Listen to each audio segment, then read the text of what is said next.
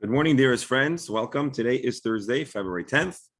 Adar the 1st, the 9th of Adar 1, Adar Aleph. And we are here to study the entire Talmud, one page, one line at a time. We are 2 days into a new chapter 12, Perek HaBoina, which started off exactly on that topic, different types of construction and ascertaining. That they're prohibited. And then the Gemara is going to talk soon about different actions and which tulda they might be related to. But actually, I'm on the wrong page. So hold on, bear with me. And as you'll see, we're going to proceed through the Mishnahs. And we're going to talk about different melachot and the subcategories that develop from them. And it'll afford us more opportunities to cover varying and quite interesting aspects of human living and the observance of the laws of Shabbos. We started out asking why even the smallest of construction might be considered boina, and we say, well, because that's how it was in the Mishkan. Now, the interesting thing, just to point out as I find the place, is that not every melacha, or I should say not every malacha's parameters are based on what we understand to have existed in the time of the Mishkan. The Chazal have a Mesorah, they have a tradition that they discuss and present in the Gemara, but we don't always hark back to the Mishkan for the specifics. That a malacha exists, we do reference back to the Mishkan. But the shiur, the amount of construction, the amount is not something that we typically do. It is somewhat unique to two malachas, hoitzah, carrying primarily, but also here to boina. Probably because usually the way our default concept of binyan construction is, you would imagine there has to be a significant achievement. That's usually what bona is. You've actually achieved something of chashivos. And so for some reason, in this Gemara, on this matter, there's a desire to tie this small construction to something that existed in the Mishkan. But again, just to point out, there's a little bit of a chiddush. This is not common, because again, would you think that making a little hole or doing something very, very minuscule would be considered a malacha? And the answer is most likely that's not what we conjure in our mind when we think of binyan, and therefore the Gemara makes that point. We're now going to go on to discuss stone laying, which again, we're talking about different thing in the Mishnah. We talk about different items, different things that are done to the stone, to carve it, to hit it, to engrave it, to puncture it. And so now the Mishnah talks about laying stones. Amar Shmuel taught. A person simply places or sets the stone into the ground. As Rashi, and we read this yesterday. You put it, and you don't just place it, but you firmly entrench it in the earth in a way that it's going to be well positioned there. And Rashi underscores that what we're saying here is the person is chayiv, even if there was no cement or mortar placed, it's considered construction. The yesh mekayim came b'leitit, because indeed some people do construct buildings, structures, without cementing in some of the rocks. As we mentioned yesterday, when you go to some of the archaeological sites in Israel, sometimes the tour guide will tell you, oh, this structure is unique in that there's no cement, and yet it's so firmly in place. And again, if I recall correctly, the older structures, First Temple era, tend to have more of those kind of buildings. Now, granted, there aren't a lot of First Temple structures standing, era structures standing. But anyways, the Gemara asks, Meisvei, is this so? Well, we have a brisa that says like this: Echad Naisen Esa Even, in a scenario where you have one person who places the rock in position. The Echad Naisen Esa Tit, and a second individual places the mortar, the cement. HaNaisen Esa Tit Chayav. Who is liable? Not the person that placed the stone. The person that placed the cement is chayiv. As Rashi points out, Abel HaNaisen HaEven Potter, the placer of the stone is pater. This text seems to resoundingly refute Shmuel's position. So the Gemara says, hold on a second. This is not really a big problem. Just take a look at the rest of the text. It reminds me a lot of times, we have this with us sometimes. I remember in yeshiva, we learn a Gemara, and we all have questions. And so we have a question. But sometimes the teacher will remind us that if we'll just read the next word, our answer will be answered ourselves. So it sounds like the Gemara is doing that to us here. Shmuel says, if you place a stone, you're chayiv. We challenge it with a brisa, which if you read one line, it says that you're pater for placing the stone. So Gemara says, hold on, just keep on reading. Rabbi Yaisi teaches, afilu hela ve'niach al gabe dimos shalavanim chayiv. Even if one simply placed a rock on the top row, one is chayiv. What we see here is that one can be chayiv for placing of stones. And what Rabbi Yaisi seems to show us is that there are different places or positions or stages in the construction process. And it is plausible that one could be chayiv even without using tit Rashi. Shortas avnei chayma. There's a line on the stone. Alma b'hanacha b'alma chayiv. Afilu leitzidid v'adifa hamidishmo. So basically, Shmuel says you're chayiv. The Brisa has one line that says you're pater, but that's only in a stone that needs mortar or cement. But we have explicitly in that very brisa that you could also have a scenario where placing the stone without cement would cause a person to be chayiv. The Gemara says, "Elo tlasa binyani haven." So we now must conclude that there are three types or places or ways of putting down stones. Tata, you have the bottom row. Mitzi asa, the middle rows, ve'ilah, and the upper level. How does it work? Tata, ba'i, sadode vi'afra. The lowest level, the way it is put into position is by shoving it into the ground and surrounding it with earth to hold it in place. Mitzia, the middle, most of the wall. Ba'i namitina, it also needs cement. Ilah, the top layer, ba'anacha ba'alma, it can simply be placed down without any affixing, and it's considered a structure. Now, granted, today I don't believe this is how construction works, but let's read Rashi. Tata. Sorry, Doc, you wanted to say something? No. Yeah, my question has to do with kavana, because let's assume that somebody really intends to build, and they have 3 rows of stone there. Okay, and you come by, and there's a stone in your way. You're moving a table, or you're putting a chair, or the kids want to play ball, and there's no intention other than getting rid of that stone, and you put it on top of this bunch of other stones which somebody had in mind, and they're obviously building something.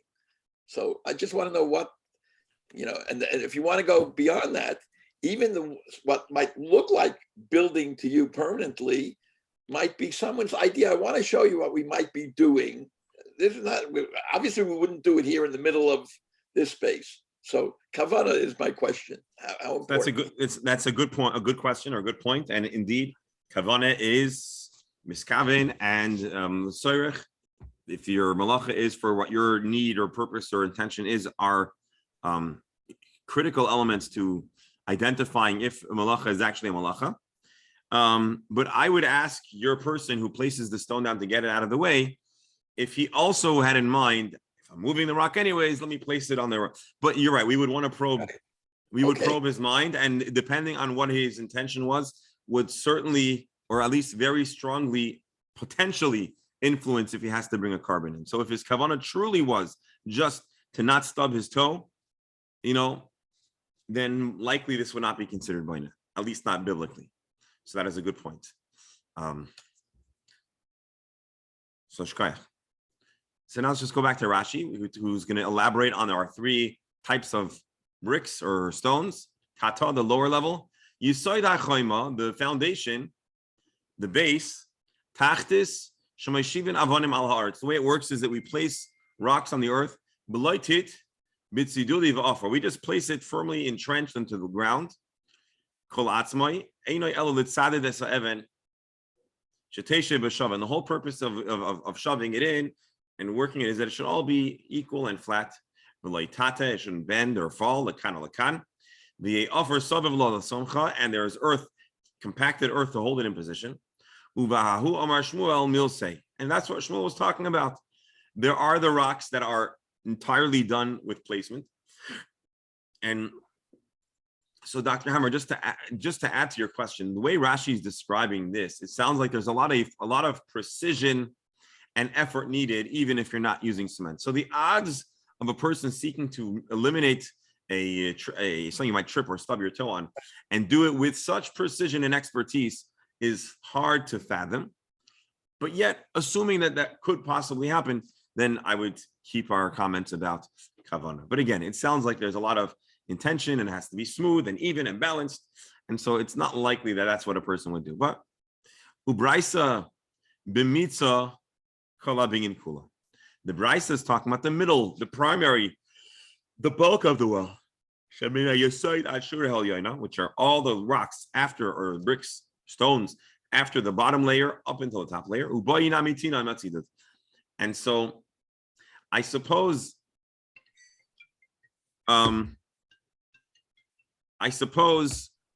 that the bottom layer just needs to be firmly in position. And I guess we trust the earth. I mean, maybe there's more than that. If we have engineers on here, maybe it's akin to an attempt to allow some, like today the bridges and buildings are created that there could be some flexibility. So I don't know if maybe there was some kind of strategic desire to allow for some shifting, because the earth tends to shift. And maybe this was a strategic and constructionally sound decision, again, above and beyond my pay grade. The Tower of Pisa mean anything? Well, how did the Tower of Pisa come to lean? Well, it depends how many amos it's leaning. They didn't cement. No, it's from the shifting of the earth. Exactly what you were saying. So again, I'm just supposing there may have been actually a good reason to not do so, to allow for some modest shifting. But if it shifts like the Tower of Pisa, you might want to get out of there. Ila Rashi, Dimos Ha'elyon, the top of the row, She'ein al Gabav, Oid Dimos, which is the final row. We don't really care if it shifts a bit. And so in such a scenario, it's good as is. Now, again, I don't know what today's constructions are, but I'm even thinking about the Kotel. So if you ever visited the Kotel and you go on the tunnel tours, you can actually see those massive, massive rocks that are the first level on the bedrock. And you can even see, I think they show you one rock in the bedrock that was designed to have a similar frame, but it's actually carved into the actual bedrock. And I'm not sure if rocks of that magnitude would need to be cemented in. Even without being cemented in, they're not going anywhere. The sheer but pressure. Anyways, I'm sorry? I said the sheer pressure would keep it in place. Right. Also, they put them in like it was a little bit inward. It was stepped in. There was a little bit of a lip between one and the other. Also, if you looked at the arches, the main, right on top of the arch, there was a sloped stone that created, well, as an engineer, Mark would know more about it, that the pressure was displaced and I think kept the arches in place. Doctor, it's like trying to figure out how to put the bridge in between. Well, I'll tell you, where to hold it. I'll give you an example where engineering comes in. We sometimes use a bridge. We, instead of two support on either side and the pontic in the middle, we use, let's say, two teeth and then a cantilever going back on an empty space. So we have to realize we have to think about cantilevering and how much can you build it out without support, and so it doesn't pull the existing teeth out. So there's always things involved in, engineering elements involved. Here, this, I think, is what we're talking about, or at least part of that story. Massive, massive, massive rocks. Anyways, so that's the story. And so the differing and divergent statements about rocks needing cement, it's not because of a machlokes. Rather, we're possibly talking about different scenarios and different stages in the process. Now we're going to go to the next step, and we're going to see a recurring machlokes between Rav and Shmuel. So the Mishnah mentions chiseling and then other acts, which you're not allowed to do. And the question is, this is not a primary category of melacha. It's not one of the 39 melachas. It is a subcategory. And the debate here is going to be which primary category owns or is related to this secondary category. And we actually here have two choices. Option A, boine, construction, which sounds reasonable. Option B, make bepatish, the finishing or perfecting or the closing steps of the process. Rav and Shmuel are going to now argue about three different actions, three different prohibited acts, which are secondary. And we know they're prohibited, but we don't know which category they belong to. And so Rav and Shmuel are going to argue. So we're going to have a little bit of a theme here. Hamesate is chiseling the stone.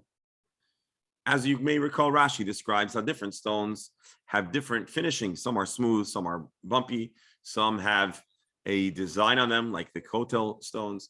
Oh, and the other thing we should just point out, once we talk about the kotel, is that just like our wall that has different layers, the kotel itself, much of the wall is dated to more recent times than Herod's great construction project.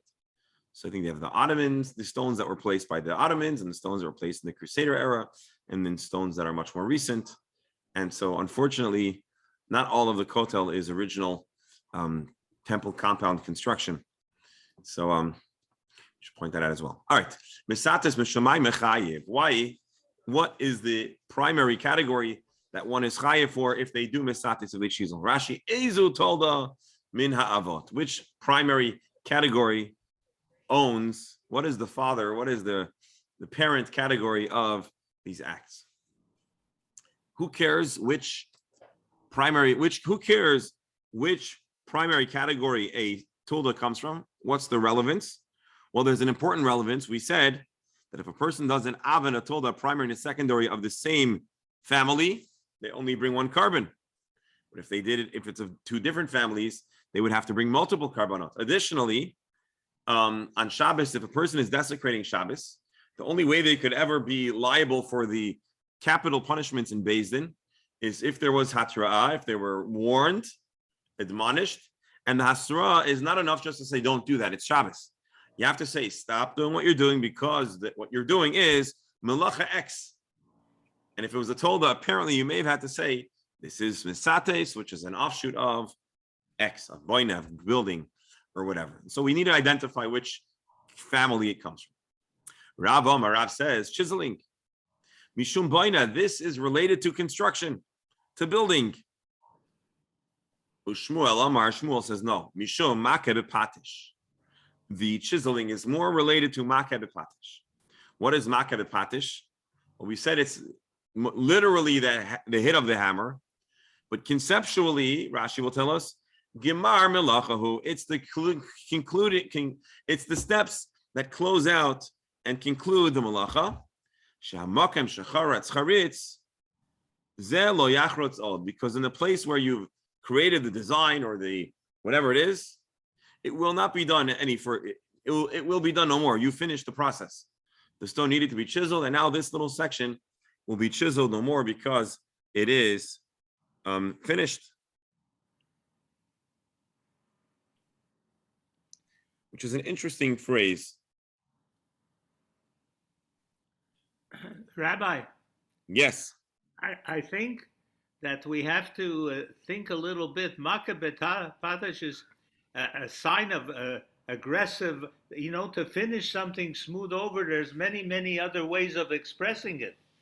So I think to use that expression for just No. finishing something you would never use in Hebrew.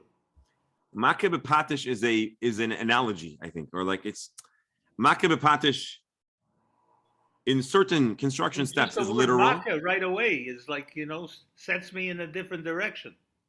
Probably makeh b'patish was like a very well conceived idea in that time, where it was like clear you wherever you go there'd be craftsmen, and then there was that one bang, and then it was done. It was probably a very it was very obvious. It was most likely a very obvious part of life back then, which is most likely why they used the phrase makeh b'patish instead of gemar melacha or whatever else they might have wanted to use. No, but even in English, the word hammering to anybody What? here You have who something doesn't wrong with see a hammer? anybody with a little tiny hammer. It's not aggressive. Watch what you say. Watch what you say. Anyways, okay, interesting point. Is it possible, Rabbi, that just as today in big construction projects, you have the cutting of the ribbon to open up a building, or a shovel in the ground to say we are starting this project and all of the important people come and you take a picture.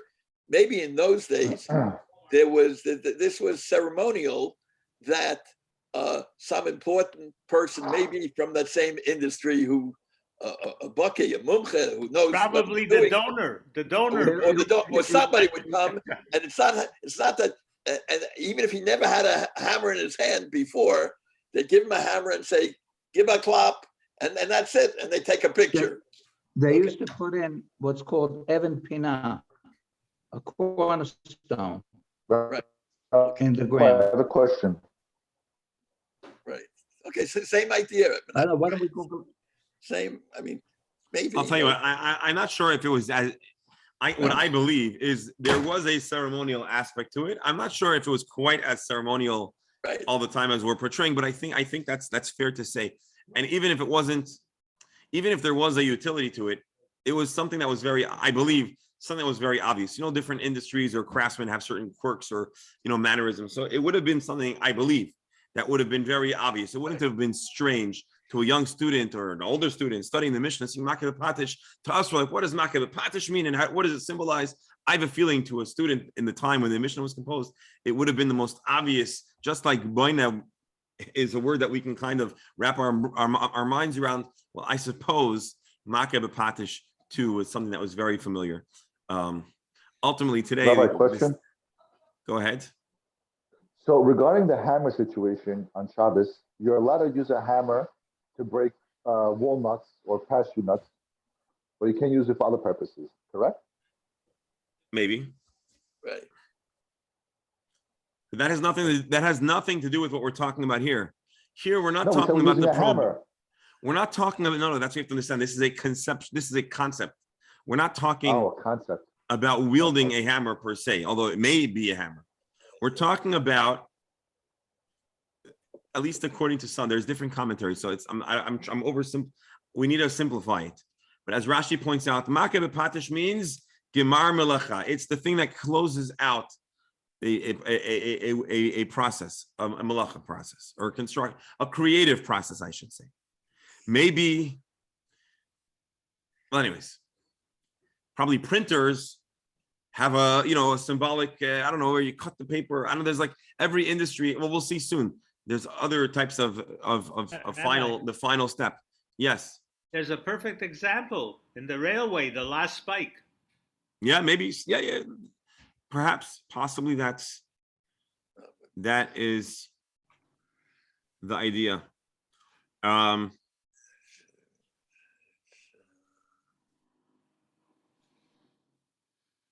right. Somebody sent me a picture. A picture. It says phones are getting smarter and thinner. People not so much.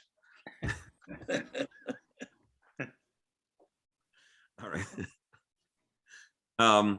So Rav says that this carving is considered boina. Yeah, you're making the stones. Stones are part of construction. And Shmuel says, no, this is makeh b'patish. You're finishing it off.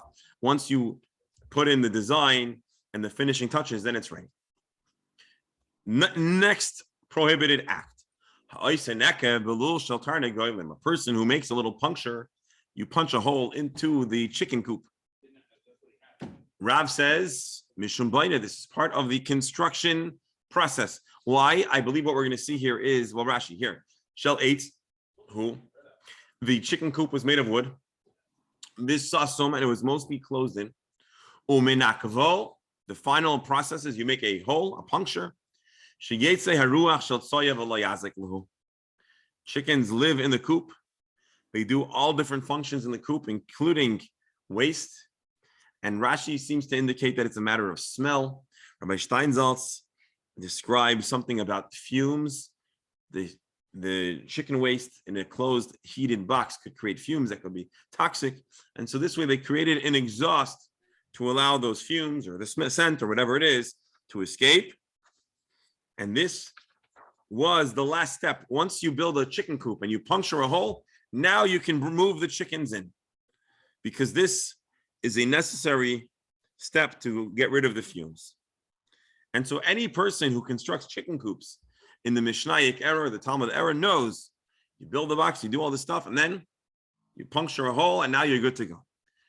Therefore, Rav says, well, yeah, puncturing a hole is like making a window or a door in a house. That's baina.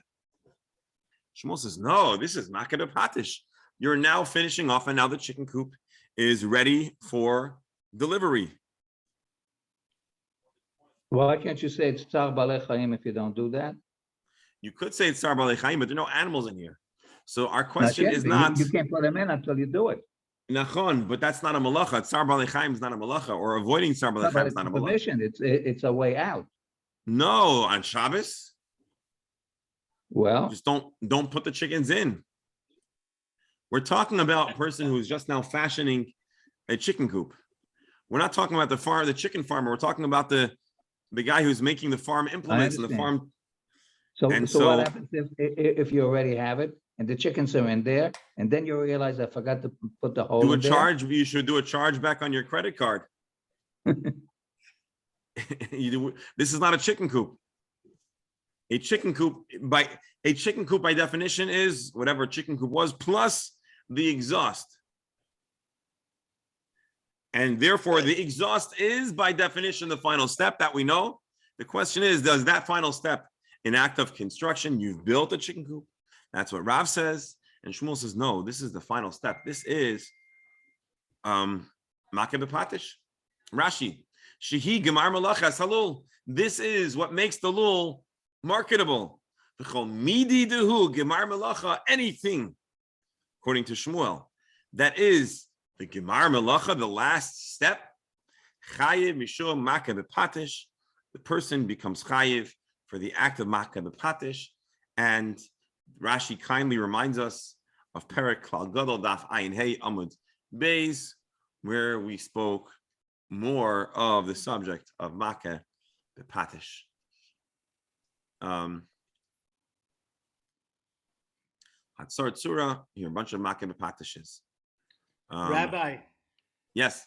maybe the purpose of this whole discussion is to teach that if something is almost finished and you think it's okay to finish it on Shabbos because you're not doing major work, so maybe this comes to teach us even just, putting gloss on it is not allowed on Shabbos. Yeah, indeed. In other words, Rebero, what you're saying is we could understand or imagine a person not thinking that Makeh b'patish is a problem. It's so minor. You're just making a little hole. Exactly.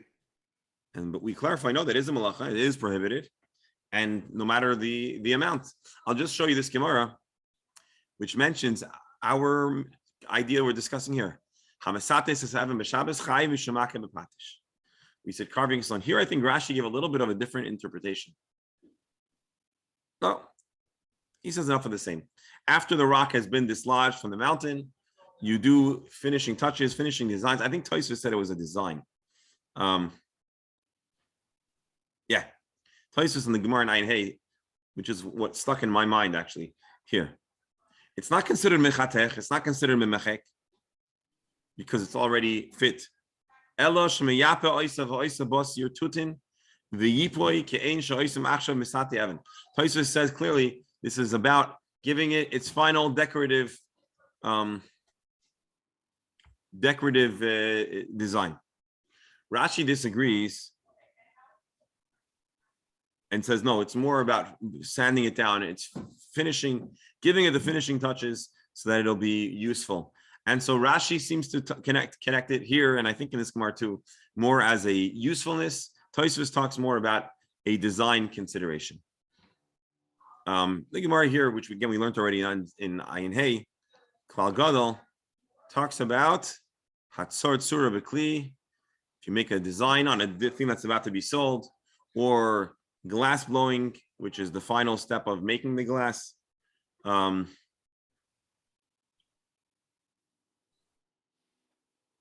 It's ready. It's considered Makeh B'Patish. The Gemara continues. Again, this is the old Gemara. I'm just showing it to you now because it was quoted. Even cutting off the extra strands that are in the weave, that also is considered Makeh B'Patish if you want to get rid of it. So again, this is something that we learned not long ago, which is a companion discussion in the Talmud to our discussion here. Let's go back to our Gemara. So, Misates, Rav says Boine, Shmuel says Makeh B'Patish. This Gemara clearly says Makeh. Yes. How do they distinguish between different prohibited activities? Like on the one hand, we could have said that everything that is listed here is striking with a hammer, that is finishing the product. On the other hand, they say no, it's a label of smoothing and so on. So how do we see when to apply the concept of stacking and makesh, and when to apply a specific labor? That's an interesting question. I'll tell you this. I don't want to give you the. I mean, I don't have the perfect answer yet. But what I believe the answer is, it's born out of this Gemara. We have three scenarios that we'll see, which are related to the construction process, and they're also Makeh B'Patish, or they also are contenders for Makeh B'Patish. And depending on what label you choose to put on these three items, will, I believe, influence how we understand the application of Makeh B'Patish. So what I would say, and there's more to explore over here, but just on a periphery, on a superficial level, it seems like there are certain steps of creation or construction that are contenders for both Boina and Makeh B'Patish. Rav always prefers to use Boina. Shmuel always prefers to lean onto Makeh B'Patish when there are two options. Why is something that we need to think about down the road, but that I think would probably be, this is probably the most important resource to figure out why would you choose one over the other. In other words, if you have to choose one, we don't choose, but if you have to imagine one or the other, we'll see. The Gemara is going to give us some more words to sink our teeth into. Lastly, so step one was this misates, which is chiseling the rock. Rashi seems to say that it's making it useful. Tosfos, at least in the other Gemara, seems to think that it's all about design. It's about making it marketable. So there, Rav says this is construction. Shmuel says Makeh B'Patish. Making a puncture in a chicken coop is reasonably a contender for Boina because it's part of the construction. It's also reasonably a contender for Makeh B'Patish because this is the final step to make it useful, and you can put it on the market. Rav says Boina, Shmuel says Makeh B'Patish with consistency.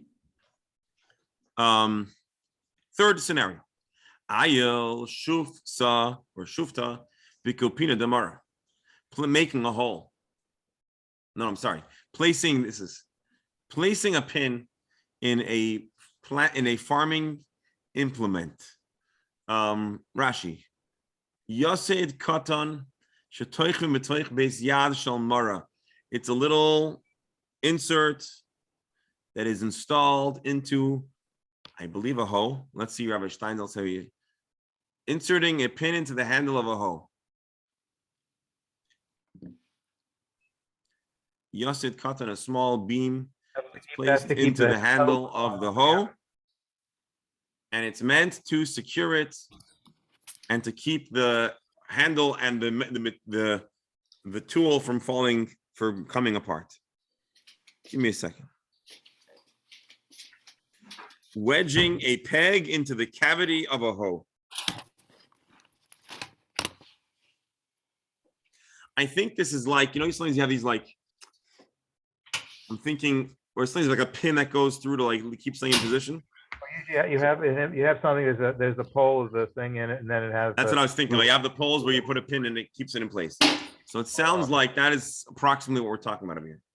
So inserting the pin is the final step to making the hoe marketable. But Rav says it is yet here. Kupina hu chor shabarei shamar. It's the hole that's in the top, and mar is, let's see what Oitzer Lazi Rashi says, a pickaxe. Okay, so here they have it as a pickaxe. So Rav says it is. Rav says mishum baina shmuel mishum ma'akev patish. Now this is a little bit of a challenge, at least for me, because how is the fashioning of a tool considered baina?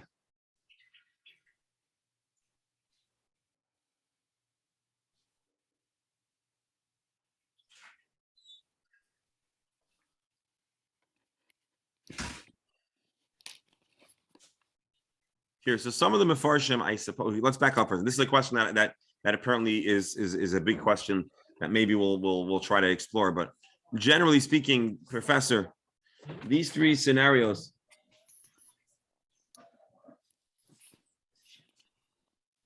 the carving, the puncturing, and the sticking the pin into the hoe, are all conceivably considered baina, but possibly Shmuel says it's too little work. Remember, we had a question about quantifying how small an act is considered baina.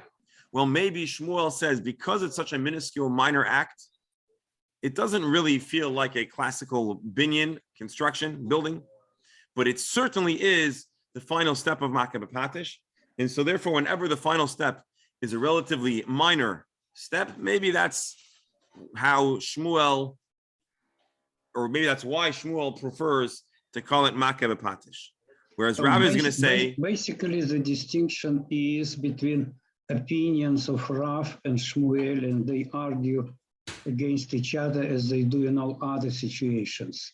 That is, we don't have the criteria to select one over another, but we just know that they have opposite opinions on those issues. Correct. And the Gemara itself challenges us to try to develop a perspective on it based on the varying opinions. And as we'll see in just a moment, the Gemara is going to ask, if we know this principle, Rav is always inclined to call it baina when in doubt. And Shmuel is always inclined to call it Makeh B'Patish when in doubt. So why do we need to list all three items? And that's going to be the Gemara's next comment. And then I think after this, we have at least the tools, or I should say the Rishonim and the commentaries have the tools to try to figure out why they each prioritize the way they do. Utsricha.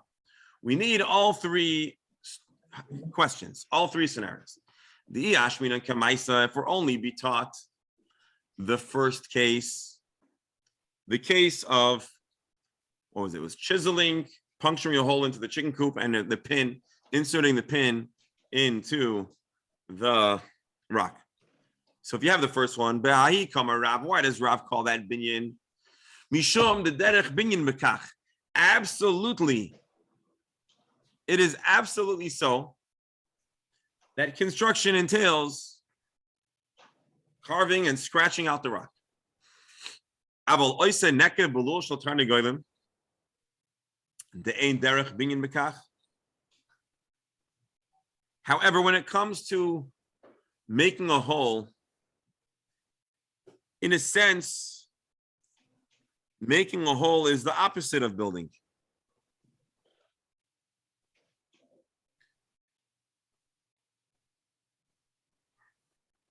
particularly because such a small hole would not exist in regular average construction. The type of hole, the type of exhaust that is created for a chicken coop is not typical and standard for construction. It is distinct for chicken coops. So maybe here Rab would agree to Shmuel that this is not considered boina. It should be considered makeh b'patish. Therefore, the Gemara explicitly tells us to understand that Rav is so pro labeling these acts as boina that even when it's quite a stretch and quite a distance from a conventional definition of boina, Rav is always going to be inclined to call it that, to call it boina. If we'll only tell us the first two cases, the case of the rocks and the case of the chicken coop, I'd say b'hakam Rav, maybe the reason why Rav calls those two acts boina, mishum the dami lebinyan. Okay, carving is not the most common part of construction, and puncturing a hole is not terribly precisely identical in construction, but it's close enough. The avde le'avira, because at least when it comes to the exhaust, homes also have exhaust. Rashi shap minyanim binyan habatim oisim the kab la'avir. Those are called windows. So homes have windows. Aval shufta b'kupina demara. This pin that's used to fasten the hoe and its handle, the ein derech binyan mekach, where this is so far removed from our concept of binyan, of building. Here, if not for explicitly stating otherwise, I would imagine by default Rav and Shmuel agree over here. And so we need to mention each case, because in each case there is the chiddush is magnified, the chiddush is greater, and it's less obvious that Shmuel would yet consider it to be considered binyan.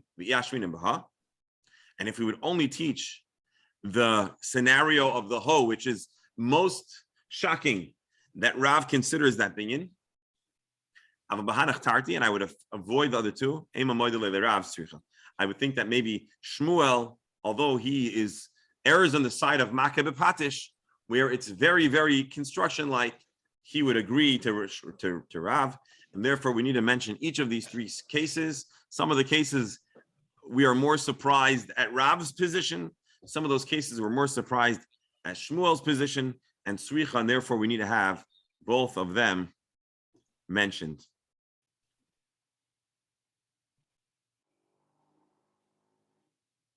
So basically, each of these steps are continuously more and more removed from conventional boina, and yet Shmuel is inclined to call it boina. Conversely, each of these steps are more and more removed from makeh b'patish if you work our way backwards, and yet Shmuel is insistent that it is considered makeh b'patish.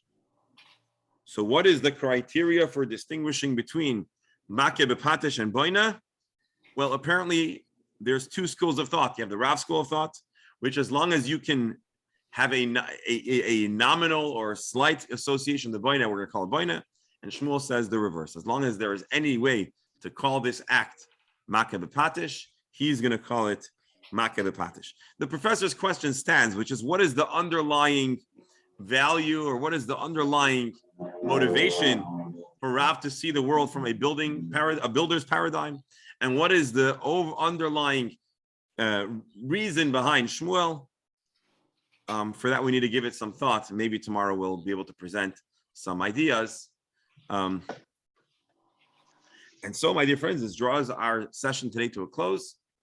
And tomorrow, with Hashem's help, I hope we'll see everyone, and we'll have the opportunity to continue our journey through the Talmud. Thank you all so very much. Wonderful. Thank you. Yeah.